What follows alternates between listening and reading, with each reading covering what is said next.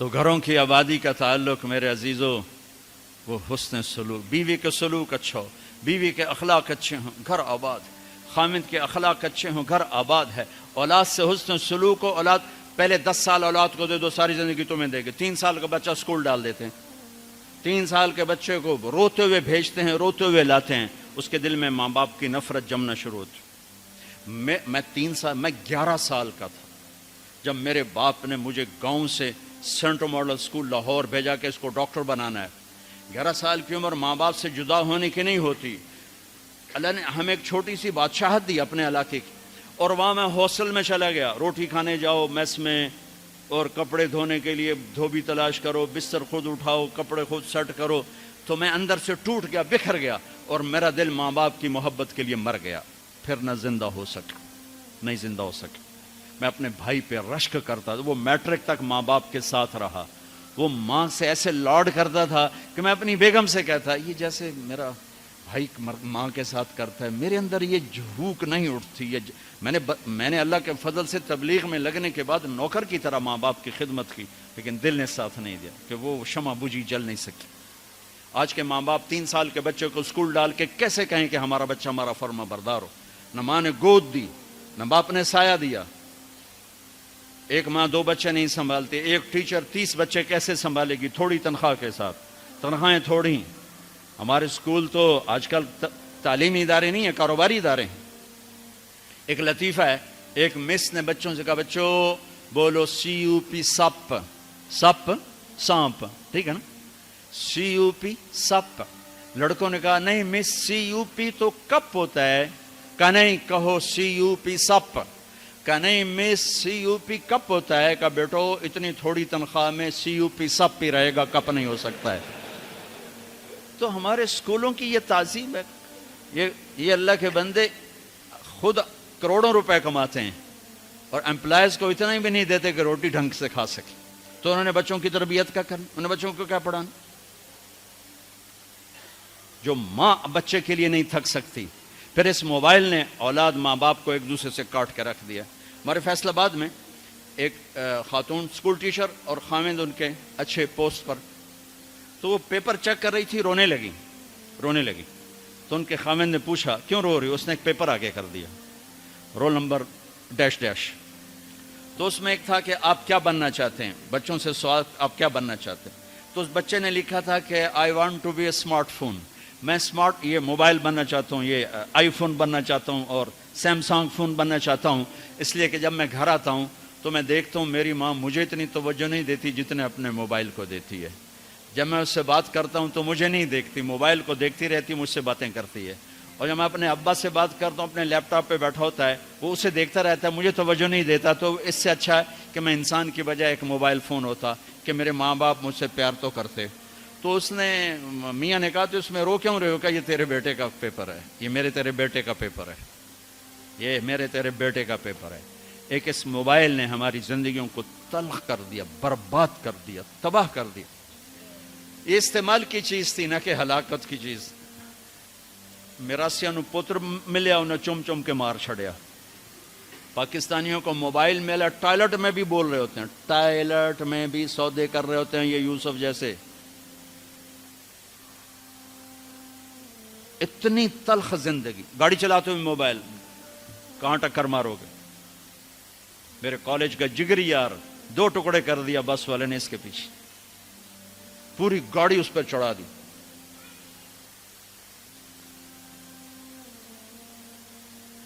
تو بھائیو میرے نبی کی زندگی سیکھو، زندگی سیکھو، زندگی سیکھو، زندگی سیکھو۔ تو یہ نکاح سے متعلق چند باتیں ہیں جو میں کہا کرتا ہوں، یہ عام طور پہ ہمارے سامنے نہیں ہیں۔ ضبط، برداشت۔ اگر زندگی کو نکھارنا ہے، ضبط کرنا سیکھو، برداشت کرنا سیکھو، غصے کو پینا سیکھو۔ یغلبن الکریم ویغلبہن اللئیم۔ اللہ اکبر۔ میرے نبی نے فرمایا اخلاق والے پہ بیویاں غالب آ جاتی ہیں اور بد اخلاق بیویوں پہ غالب آ جاتے ہیں۔ لأن أكون مغلوبا كريما أحب إلي من أكون غالبا لئیما، میں اخلاق والا بن کے بیوی سے دب کے رہوں، یہ مجھے پسند ہے اس بات سے کہ میں بد اخلاق ہو کر، کمینہ ہو کر بیوی پہ غالب آؤں۔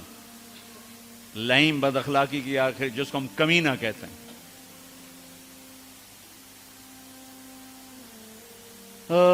خیرکم خیرکم لأہلہ وأنا خیر لأہلی، میرے نبی نے فرمایا سب سے بہترین مسلمان وہ ہے جو بیوی سے اچھا سلوک کرے، اور میں تم میں سب سے اچھا سلوک کرتا ہوں اپنی بیویوں کے ساتھ۔ میمونہ رضی اللہ تعالیٰ عنہ کے گھر آپ کی باری ہے اور آپ کو پیشاب آیا، آپ اٹھے پیشاب کے لیے، پیچھے میمونہ کی آنکھ کھل گئی تو انہوں نے دیکھا بستر خالی، تو ان کو نفس نے چکر دے دیا، ان کے جی میں آیا کہ اللہ کے نبی مجھے چھوڑ کر کسی اور بیوی کے پاس چلے گئے، تو انہوں نے سوکن پنا غالب آیا، سوکن تو سوکن ہی ہوتی ہے، سو کن، یہ دو لفظ ہیں، سو کن، سو عدد ہے، کن کسے کہتے ہیں؟ یہ جو لوہار جب لوہے کو اس پر تیز کر رہا ہوتا ہے نا اپنے اس پر ہتھیار پر، تو اس سے شرارے نکلتے ہیں، لوہے کے باریک ذرے نکلتے ہیں، تو وہ باریک ذرہ جو آنکھ میں جا پڑے اس کو کن کہتے ہیں۔ وہ اتنا تیز ہوتا ہے کہ ایک آنکھ میں چلا جائے تو آدمی بے قرار ہو جاتا ہے، تو دوسری بیوی کو کہتے ہیں 100 لوہے کے ذرے جیسے کان میں آنکھ میں پڑ جائیں تو اس سے جتنی تکلیف ہوتی ہے، تو 100 کن تھی ان کا، تو مجھے چھوڑ کے دوسری بیوی، اور خیال تھا حضرت عائشہ کنڈی لگا تھی، اللہ کے نبی واپس آئے تو دروازہ بند، آپ نے دستک دی، میمونہ میں ہوں، دروازہ کھولو، کہا میں نہیں کھولتی۔ ہم نے کہا کیا ہوا؟ کہا مجھے چھوڑ کے دوسری بیوی کے پاس جاتے ہیں، باری میری ہے۔ آپ نے کہا اللہ کی بندی انی حاقن، اب مجھے زور کا پیشاب لگا تھا میں اس لیے گیا تھا۔ کہا نہیں کوئی پیشاب نہیں ہے، مجھے پتا ہے۔ آپ نے کہا میمونہ میں اللہ کا رسول ہوں، میں کبھی خیانت کر سکتا ہوں؟ پھر ان کو کرنٹ لگا، اوہ یہ میں نے کیا کیا، تو اللہ کا رسول، پھر ڈرتے ڈرتے دروازہ کھولا، پتہ نہیں اللہ کے نبی کیا کریں گے۔ آپ اندر آئے اور مسکرائے اور جا کر اپنی چارپائی پہ لیٹ گئے۔ تو میرے عزیزوں، میرے بھائیوں، کسی بھی انسان، مرد عورت کی زندگی کی خوبصورتی، خوشحالی، خوشحال، خوش ایک کیفیت کا نام ہے، حال ایک لمحے کا نام، لمحہ موجود کو حال کہتے ہیں، خوشی ایک کیفیت ہے۔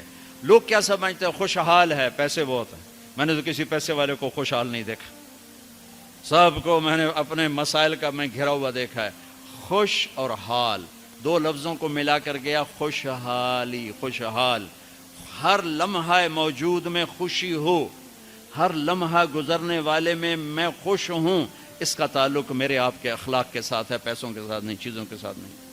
تو بھائیو اپنے اخلاق بنائیں، میں بھی بناؤں، آپ بھی بنائیں۔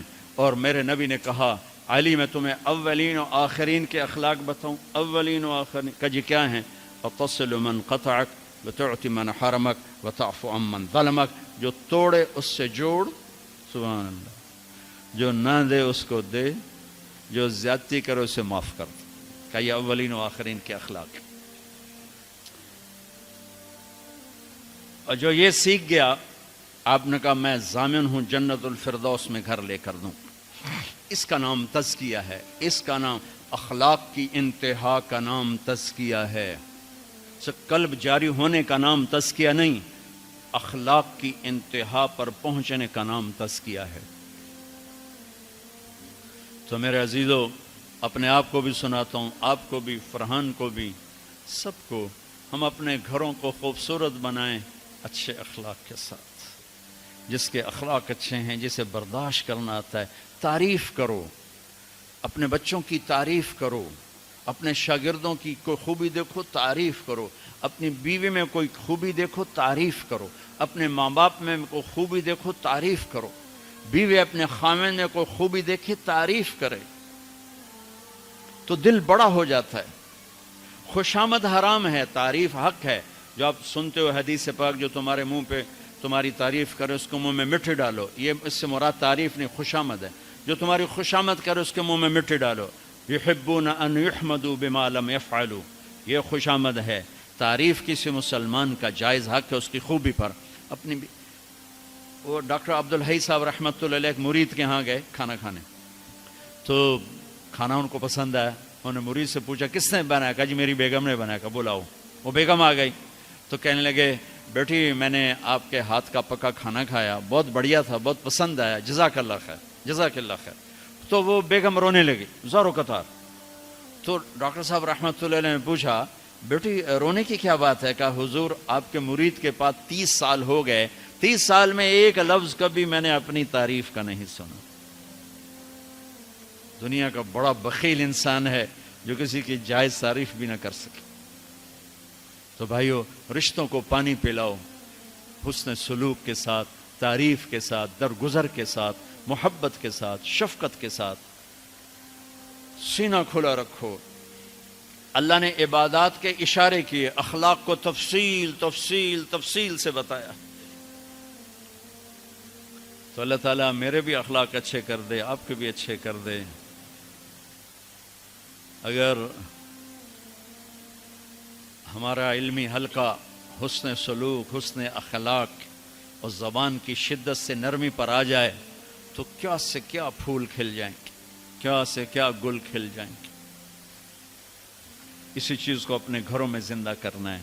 ضحاکن بسامن، میرے نبی گھر میں ہنسنے والے تھے، مسکرانے والے تھے، اپنے گھر والوں کے ساتھ ایک عام انسان کی طرح رہنے والے، گھر میں جھاڑو دے رہے ہیں، اپنے کپڑے دھو رہے ہیں، کپڑا پھٹ گیا خود سی رہے ہیں، جوتا ٹوٹ گیا خود اس کو ٹھیک کر رہے ہیں۔ میرے نبی کا اپنے گھر کے یہ کام تھے۔ تبلیغ اس کو سیکھنے کی ایک محنت، جہاں سے مل جائے۔